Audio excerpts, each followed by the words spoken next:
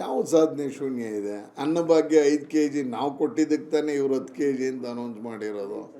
ಆರೋಗ್ಯ ಭಾರತಿ ಆಯುಷ್ಮಾನ್ ಭಾರತದ ಕಾರ್ಡನ್ನು ಕರ್ನಾಟಕದಲ್ಲಿ ಯಾಕೆ ಜಾರಿಗೆ ಕೊಡೋಕ್ಕೆ ಇನ್ಲೇಟ್ ಮಾಡ್ತಿದ್ದಾರೆ? ಎಲ್ಲಿ ಮೋದಿ ಕ್ರೆಡಿಟ್ ಹೋಗುತ್ತೋ ಅಂತ ಮಾಡ್ತಿದ್ದಾರೆ. ಯಾವ ಯೋಜನೆಯೂ ಇನ್ನೂ ತಂದಿಲ್ಲ ಅನ್ನೋದು ಯಾವುದಿದೆ? ಬೆಟ್ ಮಾಡು ತೋರಿಸ್ಲಿ.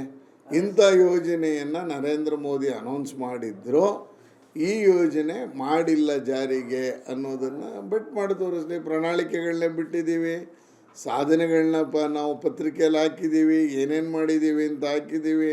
ನರೇಂದ್ರ ಮೋದಿಯವರ ನಮೋ ಆ್ಯಪ್ ಯಾರದೇ ಮೊಬೈಲಲ್ಲಿ ಡೌನ್ಲೋಡ್ ಮಾಡಿಕೊಂಡು ಅದರಲ್ಲಿ ಏನೇನು ಮಾಡಿದ್ದೀವಿ ಅಂತ ಸಾರ್ವಜನಿಕರ ಪಬ್ಲಿಕ್ ಡೊಮೈನ್ ಅದನ್ನು ನೋಡುವಂಥ ಅವಕಾಶವನ್ನು ಮಾಡಿದ್ದೀವಿ.